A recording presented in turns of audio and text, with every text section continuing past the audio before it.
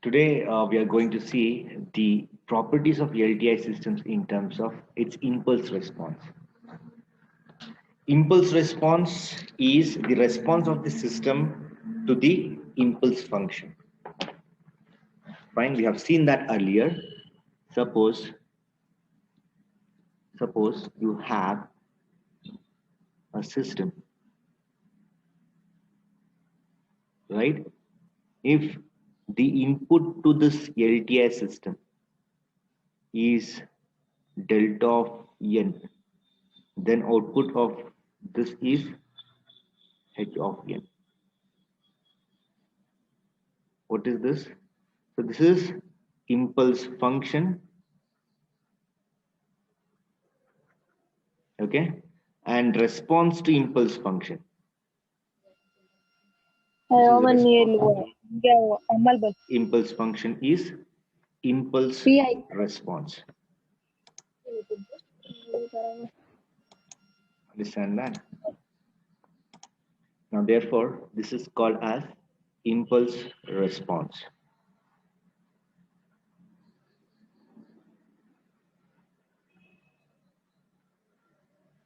So now we shall see the properties in terms of this impulse response. So seeing the impulse response, can I tell this LTI system is stable or memoryless or causal is what we'll be looking at in this particular topic. Earlier we have seen the properties, but those properties we used to see okay, in reference to the output. Fine. See here, this is the output y of n, response to the input. So seeing the output, we will decide. Since this output is dependent on the present value of input, we say that the system is causal. Since it is only dependent on the present value of input, it is memoryless. So we used to say that by seeing the output and what output depends on, whether it depends on the present value of input or past value of input or on future values of input. So seeing that, we used to decide whether the system is linear, causal, time invariant, memoryless or stable. So here it's little different because we don't see the output, okay, but rather we see the impulse response of the system. Understand? So we see the impulse response of the system. So this is what we are going to do today. And we're not seeing all the properties, mind you. We're just seeing 4 properties. One is memoryless. Another one is causality. Then stability, whether the system is BIBO stable or not. And invertibility. I'll tell you what invertibility is.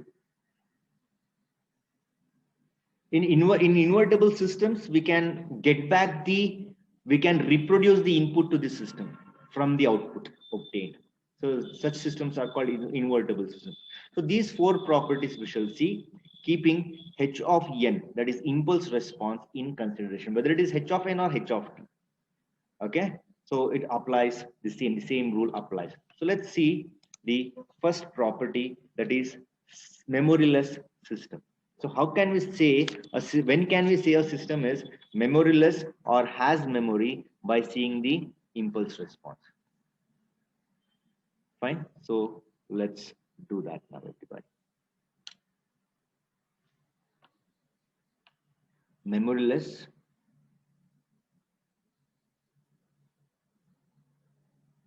system. First property. And it very clearly tells you that a memoryless system, a system is said to be memoryless, okay, if and only if its h of n, okay, is of the form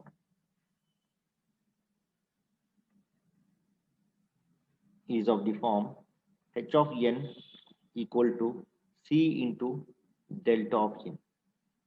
So if h of n is of this form, okay, then we can say the system is what? Memoryless. Now we identify the system by its impulse response, and if impulse response of this form where c is the constant, any constant, c is any constant, and this delta of n is the impulse function. Okay, so if the if the impulse response of a system, every LTI system has got an impulse response. Every LTI system, whether it is continuous time or discrete time, okay, so it will have its own impulse response. Fine. Now, if that impulse response is of this form, then we can say it is memoryless. Understand that? So this we shall prove. Okay, this we shall prove. So what is the statement? A system is said to be memoryless if its impulse response is of the form C delta of n. Fine. So let's consider in the proof, let's consider the output of an LTI system. Okay, consider an output.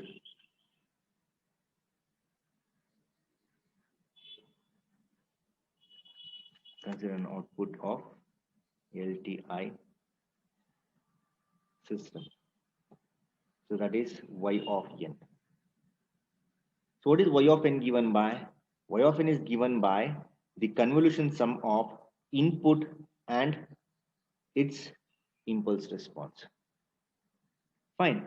Now substitute h of n equal to c into delta of n.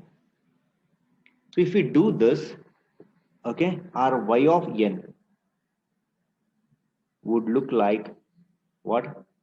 X of n convolution sum c delta of n. Right? Now, since c is a constant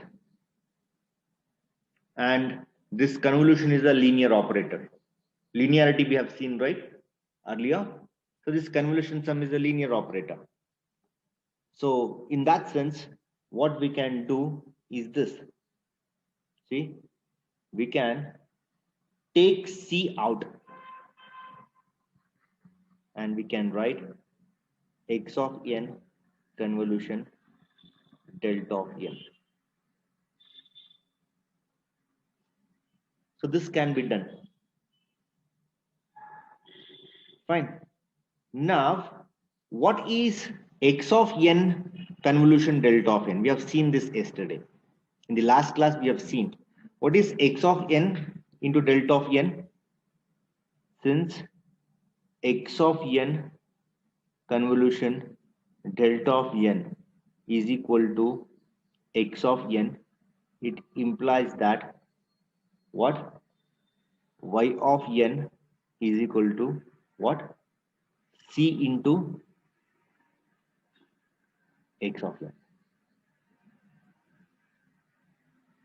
Understand that? So this is how the output of a system would look like if h of n is c delta of n. Now, what is this? This is the output of the system, right? And it is depending on what value of input? It is depending on what value of input? It is depending on the present value of the input. Since it is depending on present value of the input, okay, the system is memoryless, okay, when h of n is of the form c delta of n. So you may now get confused here. See, how did this c come out here without any scalar here? Let any scalar come. What I mean is there will be some other scalar with this. If we take c out here, the c is just a scalar. Understand that? C is just a scalar. So let's not bother much about it. Fine. So if we take that C out, we'll be left with x of n star delta of n. What is the star? This is convolution sum. Whether it is convolution sum or integral, okay? If you do that convolution sum operation with x of n and delta of n, you will get x of n. If you do convolution integral with x of t and delta of t, you will get x of t back. So in that sense, this is what is happening. Okay, now we have to make this statement. Since the output is depending only on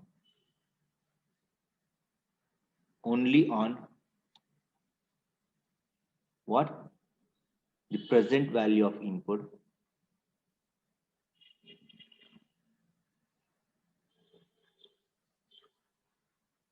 since it is depending only on the present value of input. Okay, the system is memoryless when h of n is of the form c into delta of n. Get this point, everybody? So from here on, if you're given h of n, if you're asked to see whether the system is memoryless or not, you should see whether this h of n is of this form. If it is in this form, then we can straight away say, okay, the output is the system is memoryless because the output depends only on what? The present value of input. If the impulse response is of the form c into delta of n. Understand? If it is delta of n minus 1, it's a different scenario, mind you. If it is delta of n minus, there should not be shifted delta of n minus 1. See here, if h is c into delta of n minus 1, what could happen? Your x would become, your y would become, okay, or your y of n would become c into x of n minus 1. And x of n minus 1 is not the present value of input, it's a past value of input. So if it is past value of input, the system would be having memory. Understand that? So it is not delta of, it should not be shifted versions of delta of n. It should be delta of n only. Understand that? So this is how we prove that. Fine. Let's see the second property. Second property is causality. So let's see this statement now. A LTI system or an LTI system is said to be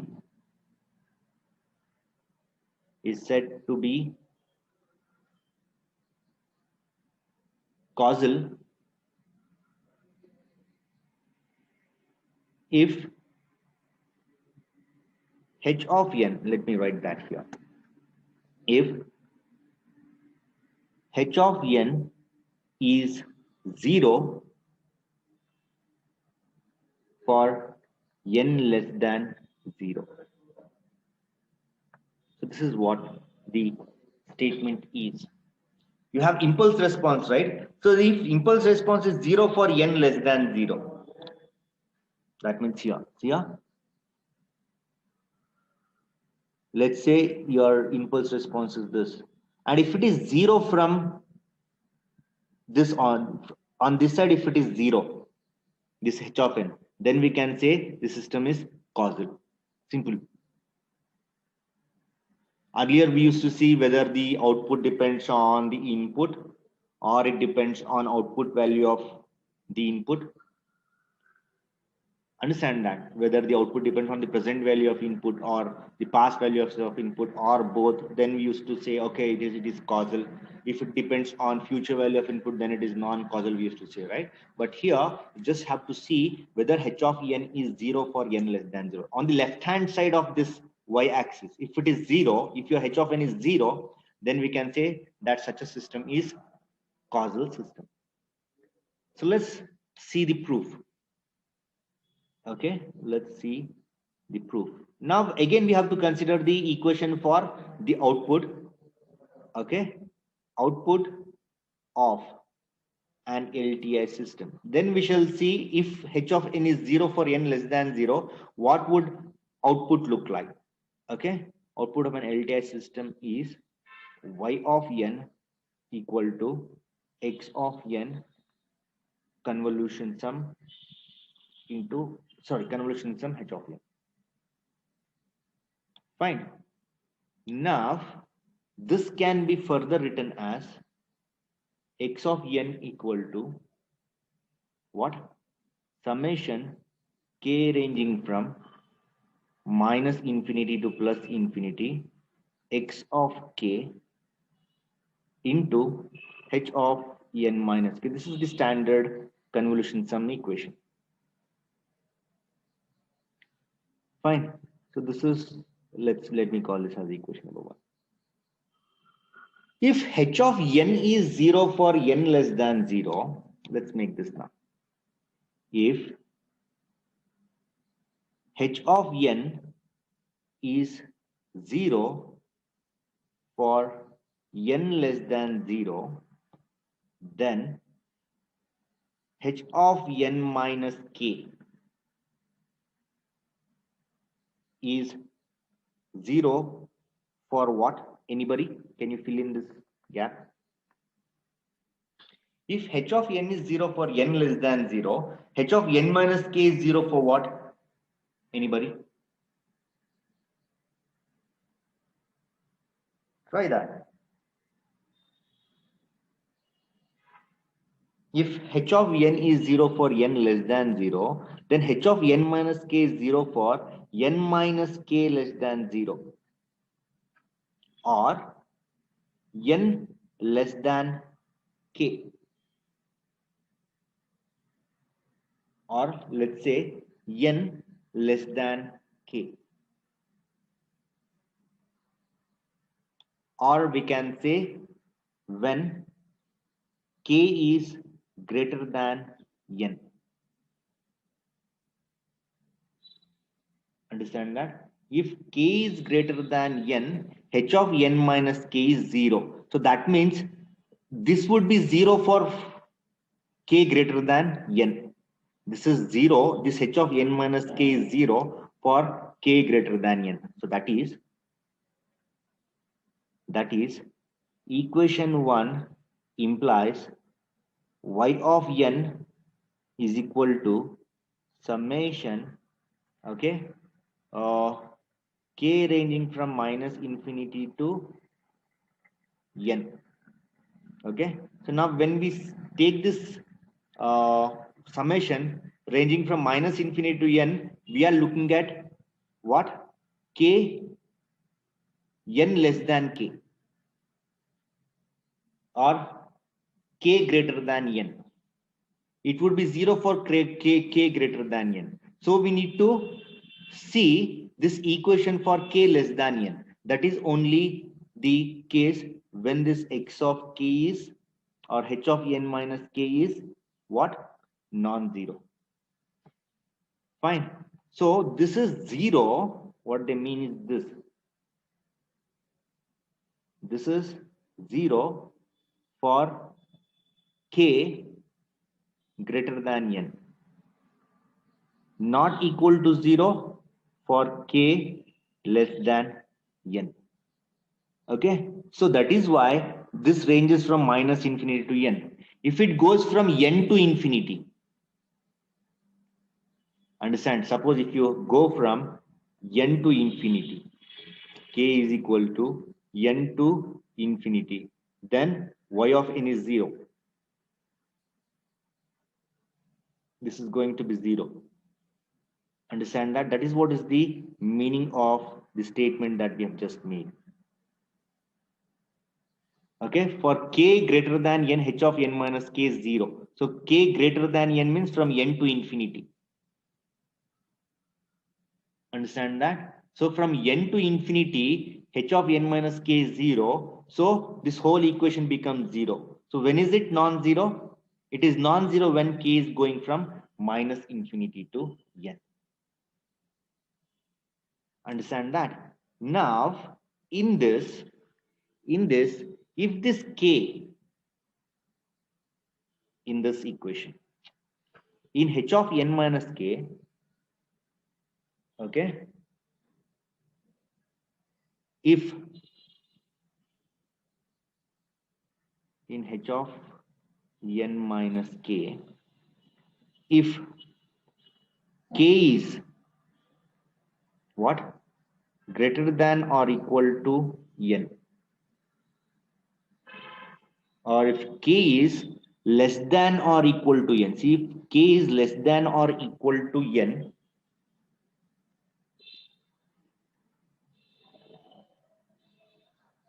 if k is less than or equal to n, what would happen to this h of n?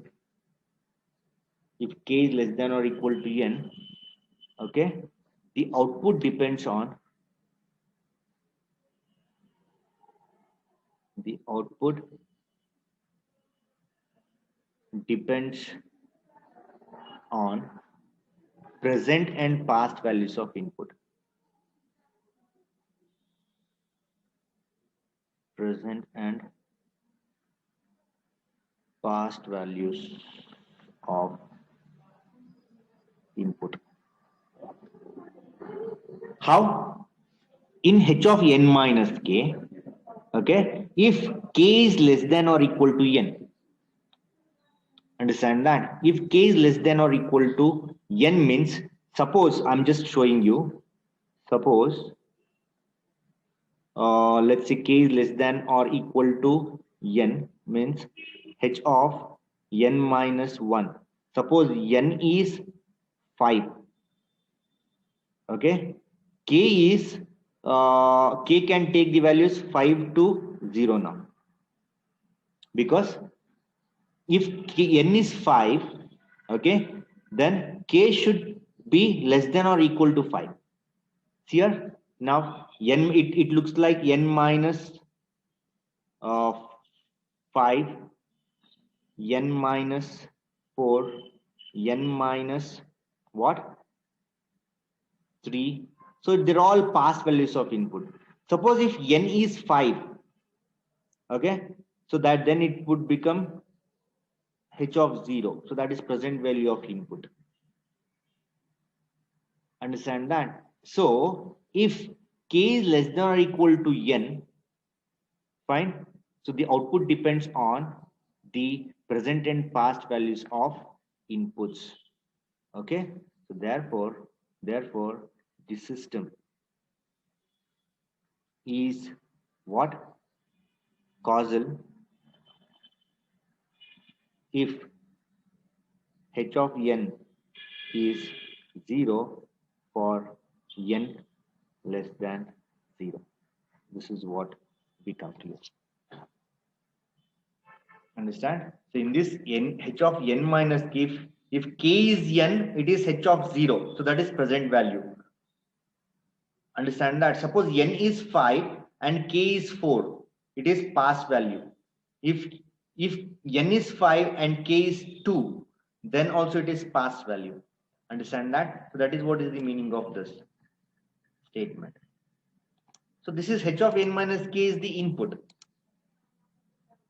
Okay, x of k can also be considered as an input.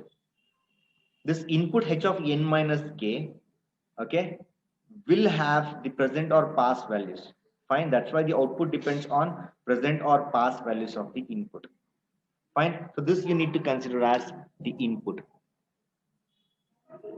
So this is the input signal. You consider this as input signal, okay, and you consider this as scalar. Okay, the output of an LTI system is weighted sum of shifted impulse responses. Understand that? So that is why we can rather see the output depending on present or past values of input when k is less than or equal to n. Fine. So that is why we have written k less than or equal to n. So when did this happen? When h of n is 0 for n less than 0. Understand that? So that's why we can say a system is causal if the impulse response is 0 for n less than 0. Understand that? So now let's go with the stability. Find the third property. It's stability.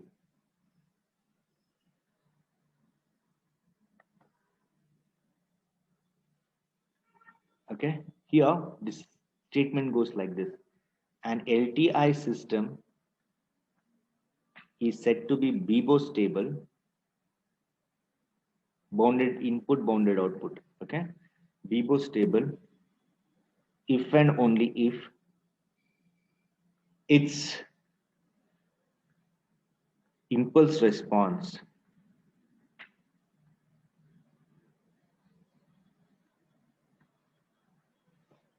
h of n, its impulse response h of n is absolutely summable.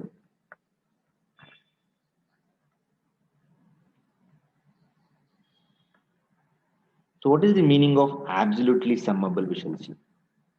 Okay, absolutely summable means that is if you take the summation k ranging from minus infinity to infinity h of k, that means if you add all the samples of h of k, okay, then that should give me what? It should be less than infinity. Okay, so that means this is the meaning of absolutely summable. If you add all the what samples of h of n, fine, since it is being taken inside this summation, since k is ranging from minus infinity to infinity, h of n is being written as h of k, that's it. So if you sum them up, okay, it should be less than infinity. And when you are summing up, if the sample is -1, you have to take that as +1. If the sample is -1.5, you have to take that as +1.5. That means if you add the magnitudes of the sample, then it should be less than infinity. So if this is true for an LTI system, okay, then the system is Bibo stable.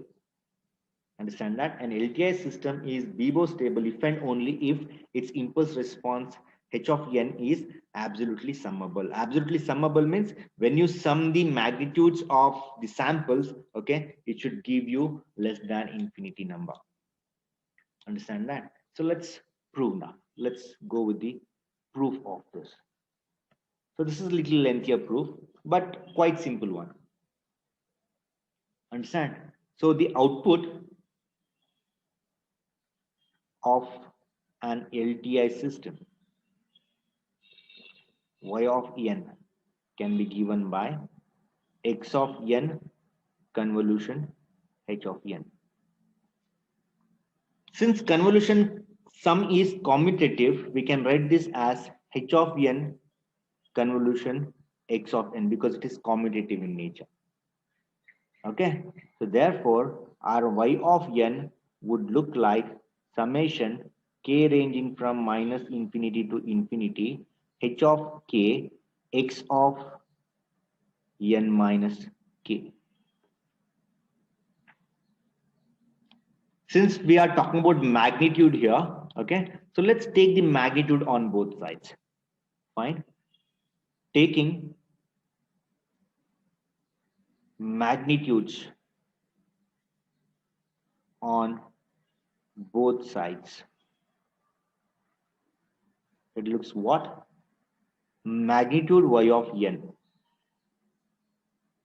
is equal to, okay, you have to write the same and then take the magnitude of that. So it's magnitude of the whole RHS. Understand? Now see this statement. See this statement, very important statement. Let's see how many of you understand this. Since magnitude of sum is less than sum of the magnitudes. Okay, since magnitude of sum is less than sum of the magnitudes, that is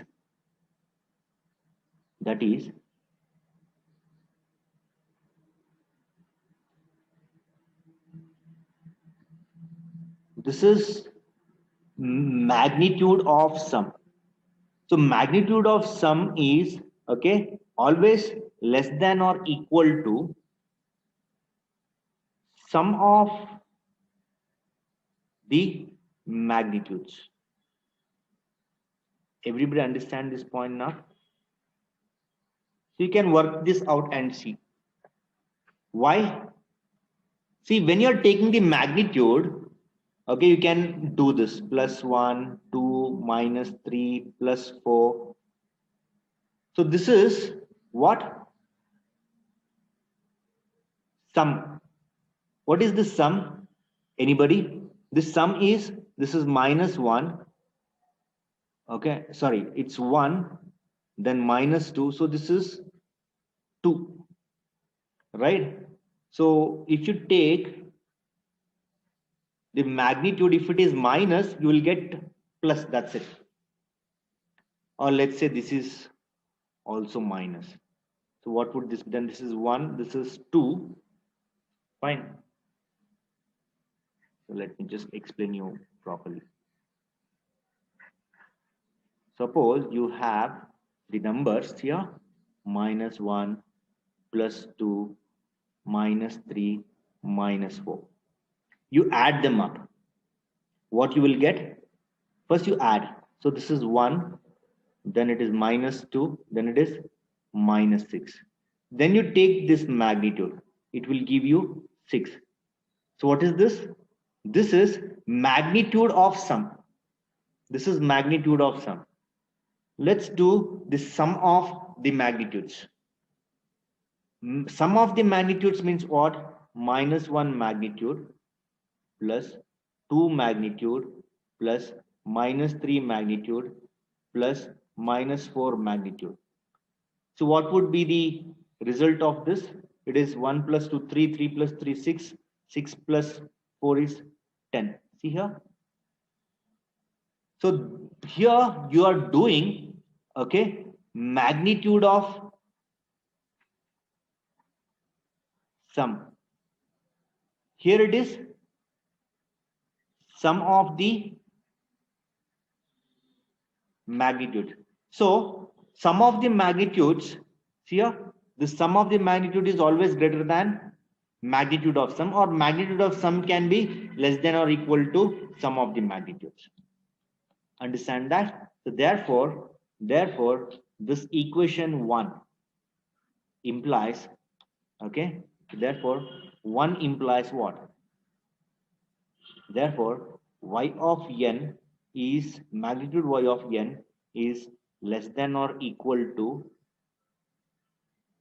sum of the magnitudes, okay, that is h of k dot x of n minus k. So this is called as triangular inequality.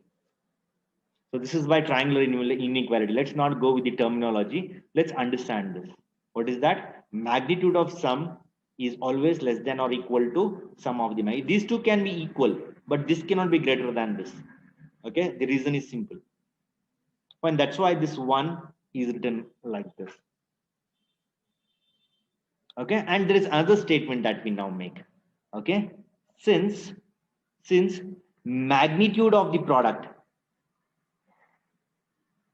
since magnitude of the product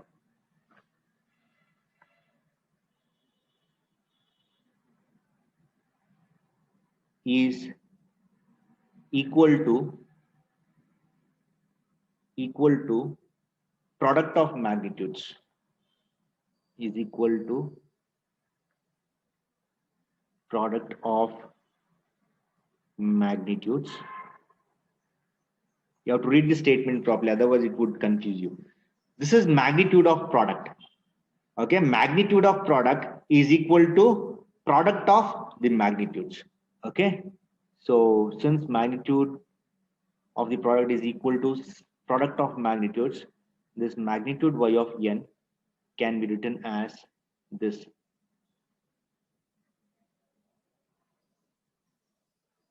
Fine. H of k, magnitude of h of k into magnitude of x of n minus k. Understand this? So this is how you have this.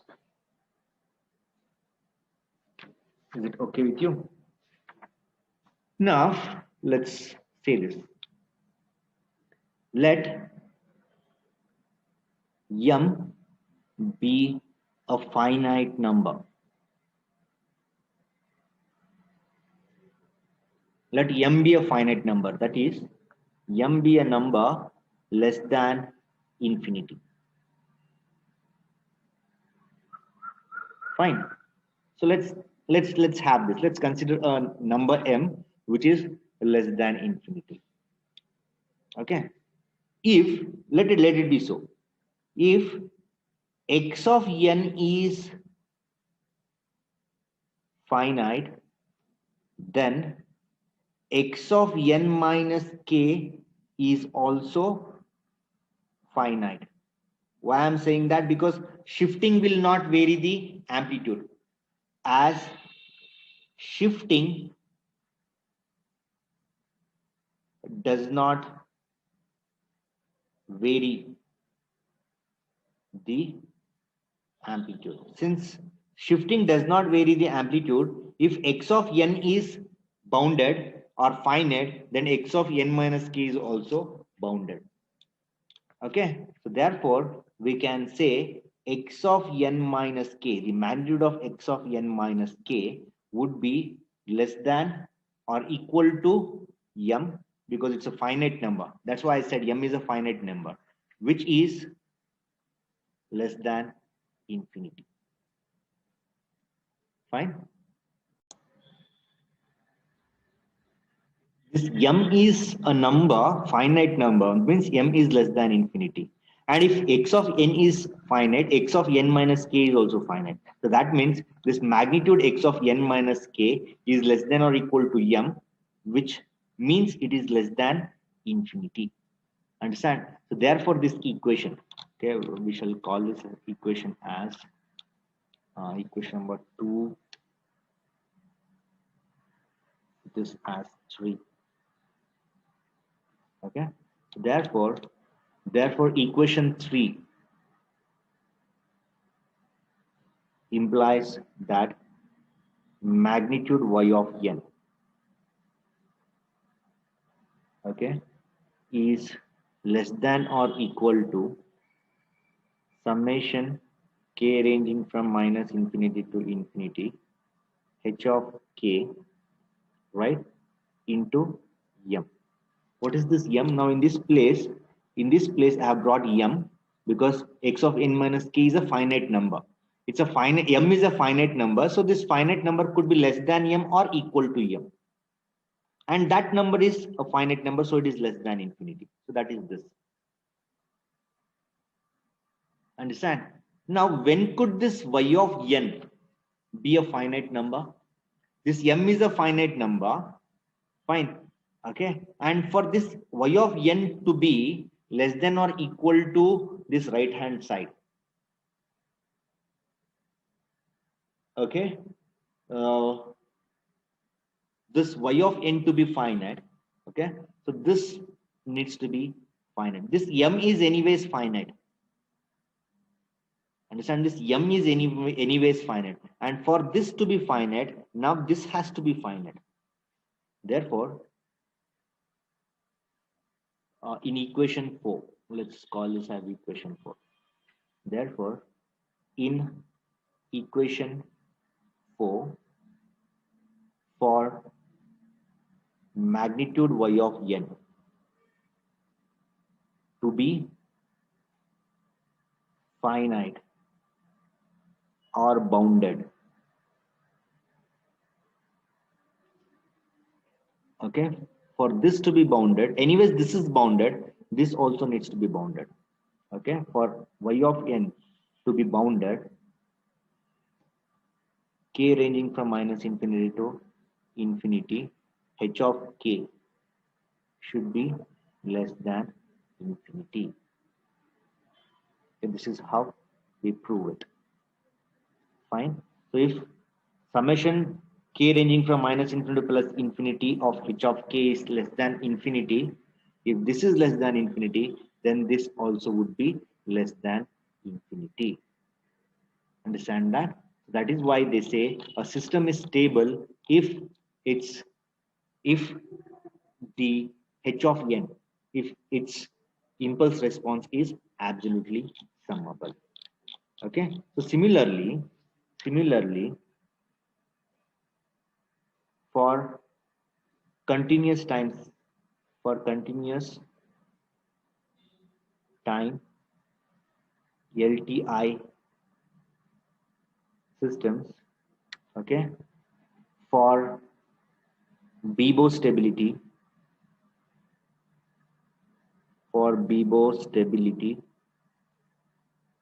the impulse response,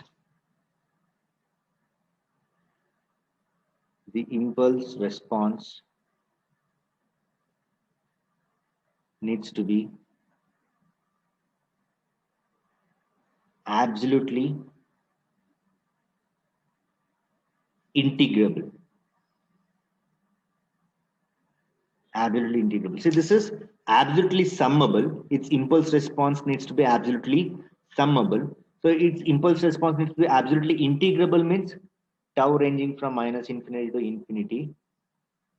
Okay, h of tau d tau needs to be less than infinity. This is for continuous time LTI systems. For discrete time LTI systems to be stable, its impulse response should be absolutely summable. For continuous time LTI systems, its impulse response should be absolutely integrable. That means if you integrate h of tau with respect to tau, okay, then it should be less than infinity.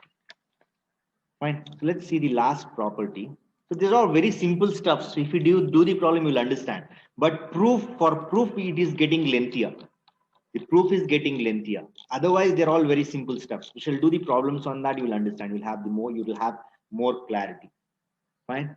So I'm giving you these in this detail because, okay. So there are chances that this proof may be asked in the exam. Fine. So I'm giving it so much of importance. Invertibility.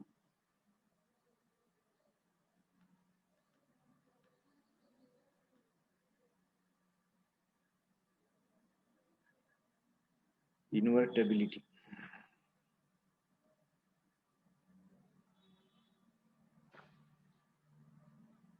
Fine. See here, a discrete time LTI system, or let's say just an LTI system with impulse response,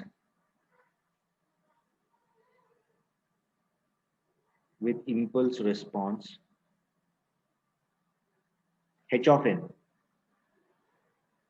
is said to be invertible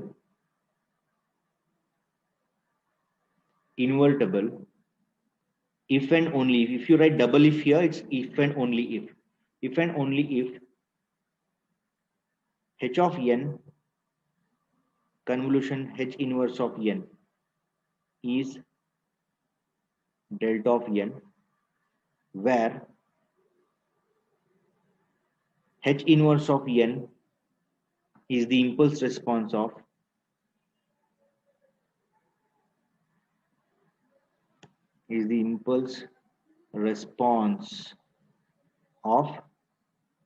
inverse system. So let me tell you what is inverse system now. Let me just show you here. Suppose there is a squaring circuit.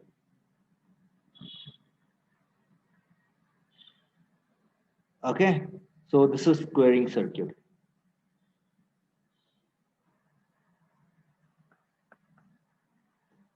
If you give x of n as the input, okay, what would be the output of squaring circuit? Anybody?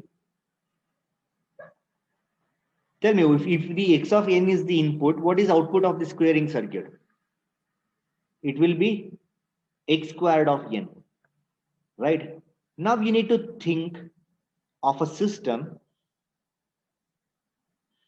okay, whose output would be x of n back. So that means we had started here, right? We had started here, we squared it. Now from this output, I need to get back my input. So which type of circuit, which operation would make that possible? So what system needs to be this? Anybody? This is my input. Okay, input is being applied to the squaring circuit. That is why you'll have this. And now the square needs to be eliminated to get back my input. So what needs to be here? That's quite simple stuff. Come on. What operation should this system perform on x square of n so that we'll get x of n back? So this is square root operation. Dividing. No, divide. If we divide, that will not happen. If you take the square, what is that dividing? How can, okay, dividing by x of n again you're saying? Yes, sir. Okay, dividing by x of n is one, taking the square root is another easiest stuff, right? Square root. If you take square root, what would happen? It's square root of x squared of n. So which will give you the signal x of n. So this system is invertible now. This system is invertible if there is an inverse system. A system is said to be invertible if there exists an inverse system which will help us get back the actual input x of n. Okay, so this is what is invertible and inverse system. You understand now what is inverse system? H of n is the what? Impulse response of the invertible system. H of n is the impulse response of the invertible system, and H inverse of n is the impulse response of the inverse system.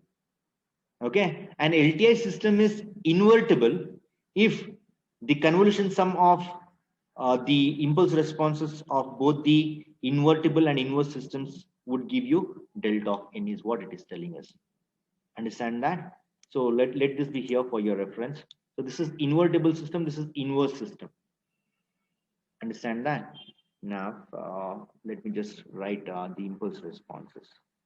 This is just an example I've given. This is, if this is h of an impulse response of the invertible system, then h inverse of n is the impulse response of the inverse system.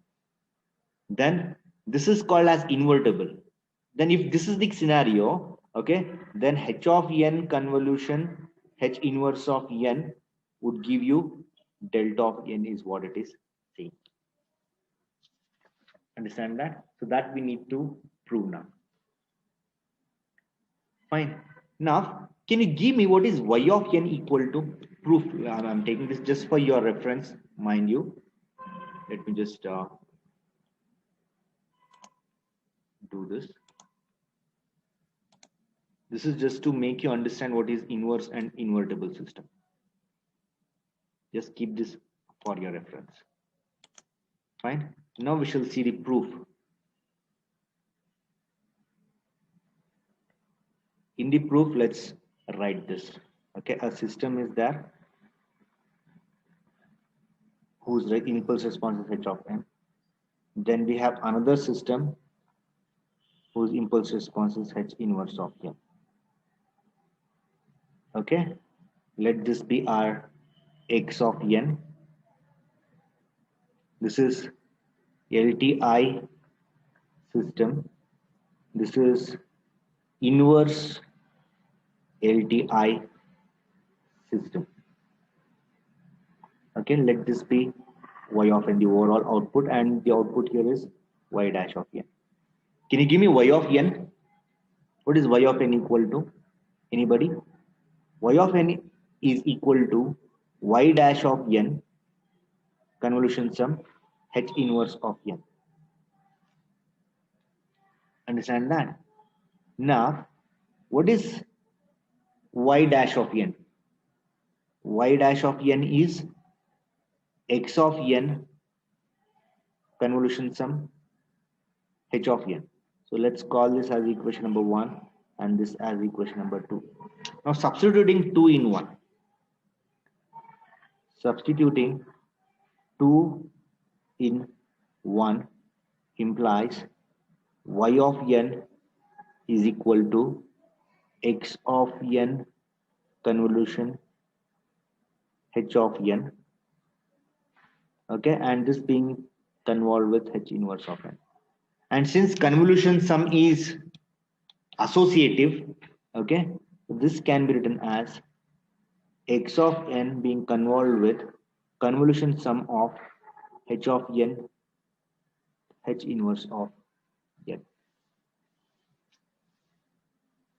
No, when can this y of n be x of n now? When can this y of n be x of n?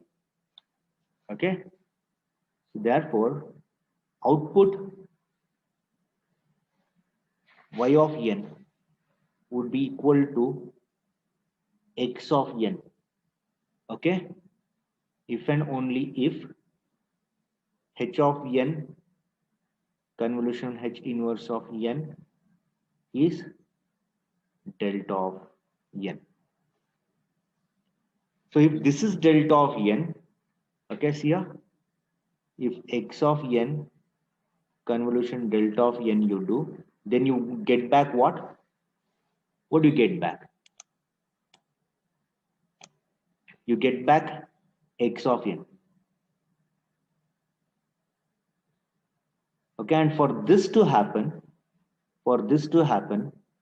your h of n into some convolution h inverse of n needs to be delta of n. So that is what is written here. Therefore, for a system to be invertible, so yeah, an LTI system with impulse response h of n is said to be invertible if and only if h of n convolution h inverse of n is delta of n, where h inverse of n is the what?